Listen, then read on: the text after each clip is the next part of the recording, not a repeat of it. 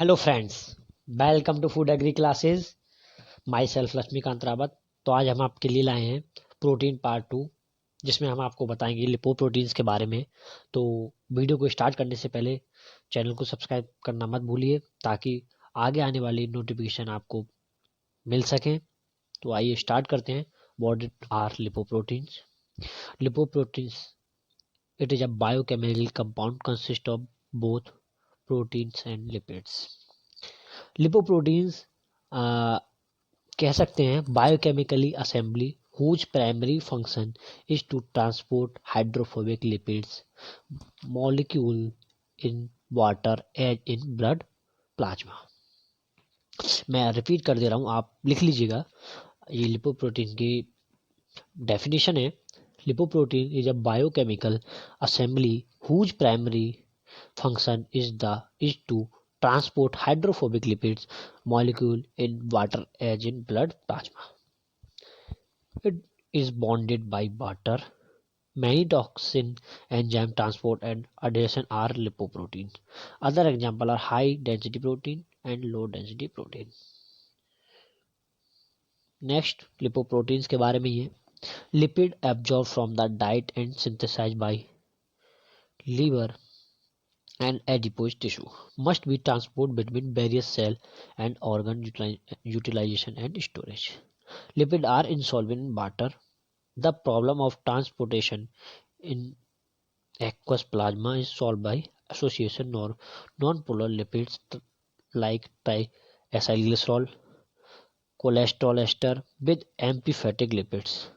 Amphipathic lipids, phospholipids and cholesterol and protein to make water miscible lipoprotein. Here amphipathic lipids है, ये क्या है? Amphipathic lipids, all lipids molecule in cell wall membrane amphipathic lipids होते हैं, और that is they have hydrophilic and hydrophobic. और ये जो हाइड्रोफोबिक और हाइड्रोफिलिक हैं, हाइड्रोफोबिक जो फिलिक जो होते हैं वो वाटर लमिंग होते हैं और पोलर एंड होता है उनमें, और हाइड्रोफोबिक में वाटर फ्रीइंग होते हैं और ये नॉन पोलर एंड होता है। तो आइए आगे देखते हैं। General structure of lipoprotein. Lipoprotein consists of non-polar core and single surface layer of amphipathic lipids. Amphipathic lipids बताया था, हाइड्रोफोबिक और हाइड्रोफिलिक होते हैं और उसी की लेयर होती है। The non-polar lipids core consists of mainly triglyceride and cholesterol ester and is surrounded by single surface layer of amphipathic phospholipids and cholesterol molecule. These are oriented so that their polar group face outward to aqueous medium. The protein moiety of lipoprotein is known as apolipoprotein या apoprotein. यहाँ apoprotein क्या है? जो apoprotein है, एपाइलोप्रोटीन या apoprotein होते हैं without prostatic group के जो प्रोटीन्स बने होते हैं लिपोप्रोटीन, उनको कहते हैं एपोप्रोटीन्स। याद रखना, कॉम्पिटिटिव एग्जाम में पूछे जाना वाला क्वेश्चन है, एपोप्रोटीन्स दे देते हैं मैचिंग में, तो विदाउट प्रोस्टेटिक ग्रुप को कहते हैं एपोप्रोटीन या apolipoprotein. Next, classification of lipoproteins. तो प्रोटीन का क्लासिफिकेशन बेस्ड ऑन डेंसिटी के हिसाब से 5 क्लासिफिकेशन है, तो पढ़ते हैं। They are separated by ultracentrifugation depending upon the flotation constant. 5 major group of lipoprotein have been identified that are important physiological and clinical diagnosis. Chylomicron derived from interstitial absorption of triglyceride and other lipid। यहाँ जो point है मैं आपको बताया था, हर video में मैं अपने कुछ मेन पॉइंट बताता हूँ जो कॉम्पिटिटिव में पूछने वाले आते हैं। तो यहाँ भी है, डेंसिटी जो होती है, डेंसिटी के बारे में पूछ सकते हैं। चैलोमाइक्रोन की डेंसिटी लेस देन 0.95 होती है, जबकि मीन डायमीटर जो लाई करता है 100 to 15 nm करता है। तो इन दोनों पॉइंटों को जरूर नोटिस करें। Next, very low density polyethylene. Very low density polyethylene derived from the liver for export of triglyceride. Density lie करती है 0.95 to 1.006 and the mean diameter lie between 30 to 80 nm. Intermediate density lipoproteins ideal are derived from catabolism of VLDL, very density lipoprotein with a density ranging intermediate between very low density and low density lipoprotein. ये जो इसकी density होती है lipoprotein और very lipoproteins के बीच में होता है और रेंजिंग जो रेंज होती है 1.06 टू 1.019 एंड मीन डायमीटर जो होता है 25 to 50 nm. Classification of lipoproteins based on density. Low density lipoprotein, ये representing final stage in catabolism of final stage, ये रिप्रेजेंटिंग होती है कहाँ, फाइन कैटाबॉलिज्म वीएलडीएल में, वो वेरी लो डेंसिटी लिपोप्रोटीन में होता है. Density lies between 1.019 to 1.063. Mean diameter जो होता है वो 18 to 28 nanometer. High density lipoprotein involve in cholesterol transport. High density lipoprotein होते हैं वो कोलेस्ट्रॉल ट्रांसपोर्ट में इन्वॉल्व होते हैं and also in VLDL, very low density transport में भी इन्वॉल्व होते हैं. चाइलोमाइक्रोन मेटाबॉलिज्म में भी यूज होते हैं. डेंसिटी रेंज जो होती है वो 1.063 टू 1.121. इसके बारे में अधिकतर कंपनी के में पूछा गया range high density lipoproteins and diameter जो होता है 5 to 15 nm होता है.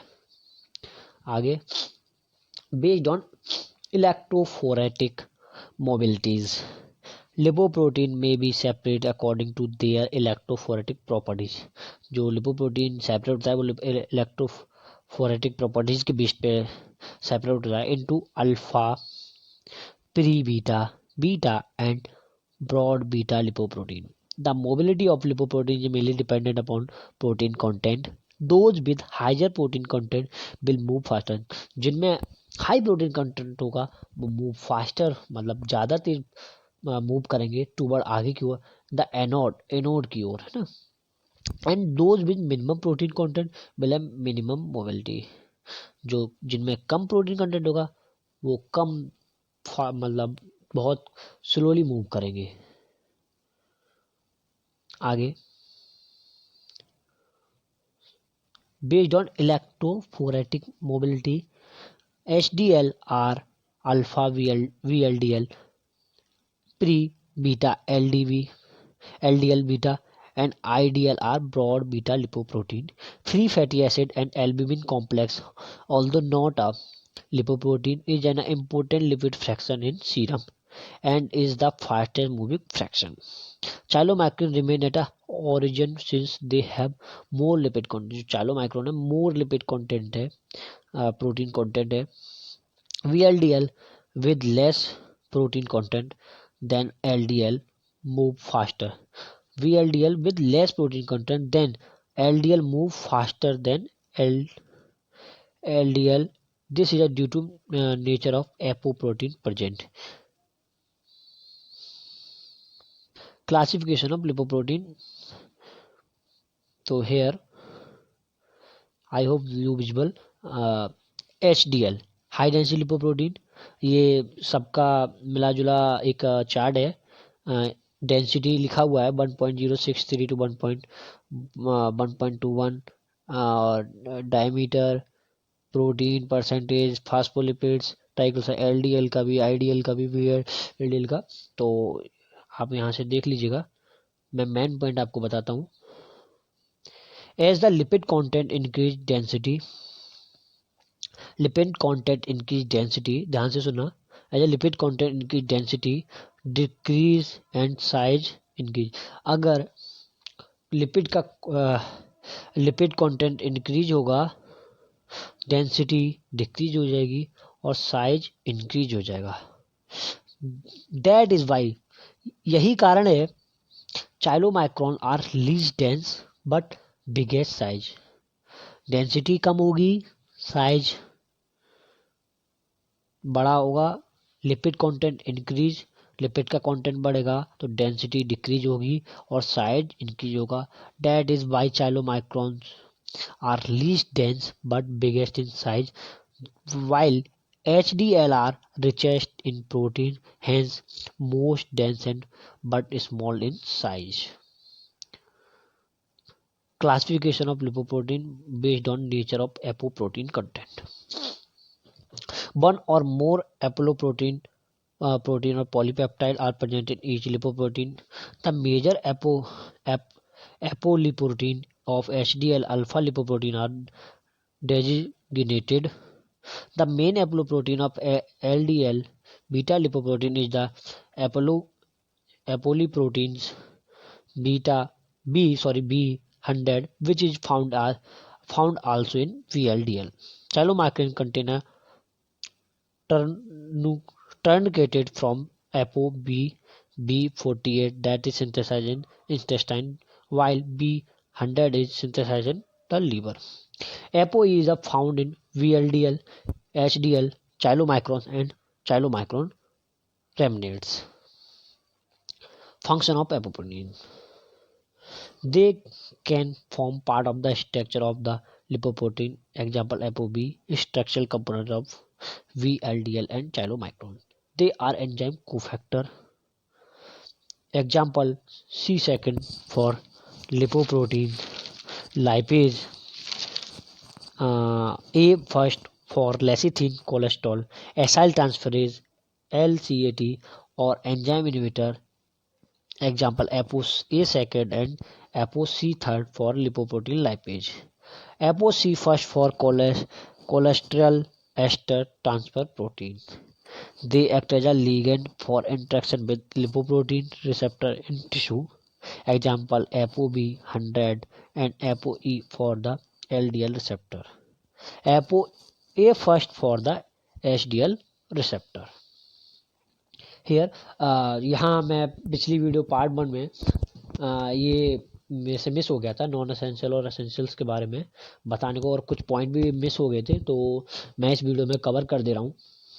जो अमीनो एसिड्स और पिछली वीडियो में मैंने पढ़ाया था, तो नॉन एसेंशियल और एसेंशियल में भी डिवाइड हुए हैं।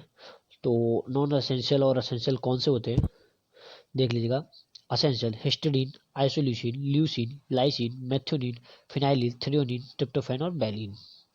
And non-essential aline, arginine, aspartagine, cysteine, glutamine, glycine, proline, serine और टायरोसिन। ये नॉन एसेंशियल और एसेंशियल है।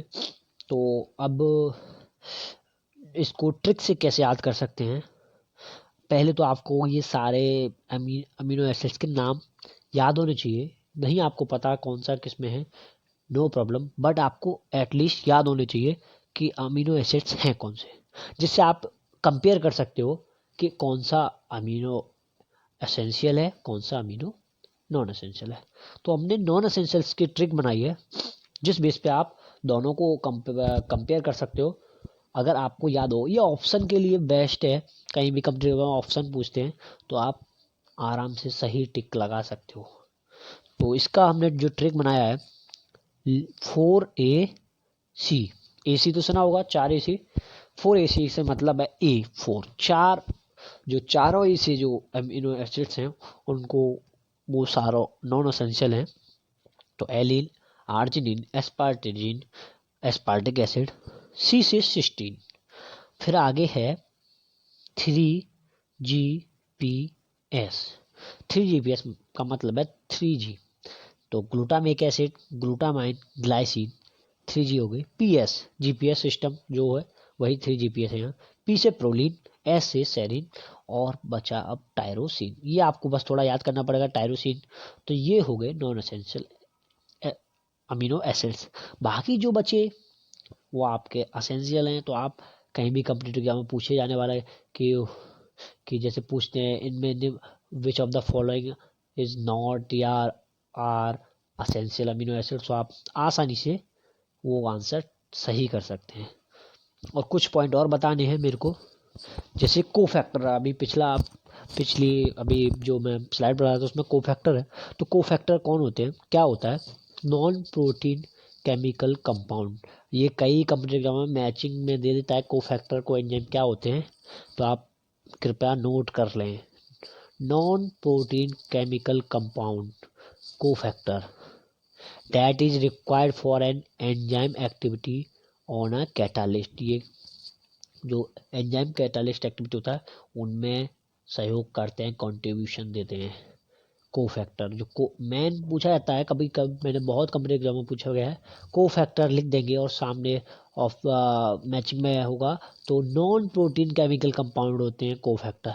Coenzyme organic non protein compound, coenzyme organic non protein compound that bind with enzyme to catalyse a reaction. ये इसके example है NAD and FAD। और एक point और है कोफैक्टर में, ये लूजली बाइंड होते हैं विद एंजाइम के साथ और ये टाइटली बाइंड होते हैं कोएंजाइम। और एक पॉइंट और बताना है, अमीनो एसिड्स पूछा जाता है, सिंपल अमीनो एसिड क्या है, कौन सा है, तो ग्लाइसिन लिख लीजिएगा। ग्लाइसिन जो है सिंपल अमीनो एसिड है।